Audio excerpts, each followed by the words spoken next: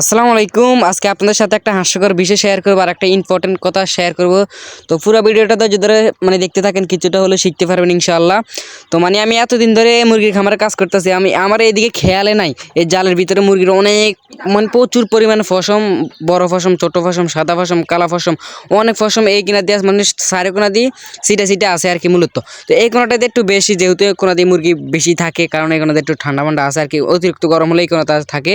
তো এত পরিমাণ ফাঁকা ঝরছে, এত পরিমাণ যে ফালকগুলো আছে ওগুলো ঝরে গেছে, বলার মতো না।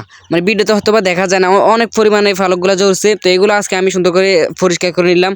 এখন ইম্পর্টেন্ট কথাটা হচ্ছে যে এখানে ভয়ের কোনো কারণ নেই, যে ফালকগুলো ফুটতেছে এগুলো কোনো ভয়ের কারণ নয়। যখন আপনাদের মুরগির ডিমের জন্য কোনো মুরগি যদি আপনি করেন 2.5 থেকে 3 মাস প্লাস হয়ে গেলে এই মুরগিগুলো যে আগের যে পুরাতন ফলকগুলো আছে, ফালকগুলো আস্তে আস্তে ফরে যেই মুরগিটা বড় হয়েছে সেটার একটা চিহ্ন রাখে আর কি। এটা আস্তে আস্তে ফালকগুলো ফরে যায়, নতুন ফালক উঠাতে সাহায্য করে। মুরগি বড় হয়ে গেলে যে বড় ফালকটা উঠাতে সাহায্য করে।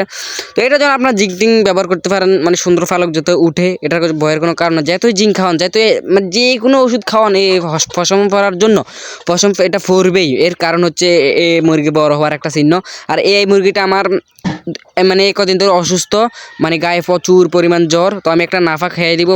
এর আগে আমি কিছুটা ওষুধ খাওয়াই দিলাম শ্বাসকষ্টের জন্য, কাশির জন্য। এখন একটা নাফা খাওয়াই দিতেছি, দেখি ইনশাল্লাহ ভালো হয়ে যায় কিনা। যদি ভালো হয় আপনাদেরকে বলার চেষ্টা করবো, ওষুধগুলোর নাম বলার চেষ্টা করবো, আর নাফা কীভাবে খাওয়াইতে হয় সেটাও বলার চেষ্টা করবো ইনশাল্লাহ। তো মূলত এখন আমি খাওয়াই দিলাম। তো এই আর কি ভিডিও। তো আজকের ভিডিওটা এখানে শেষ করতেছি। সবাই ভালো থাকবেন, নিজের প্রতি খেয়াল রাখবেন। আসসালামু আলাইকুম।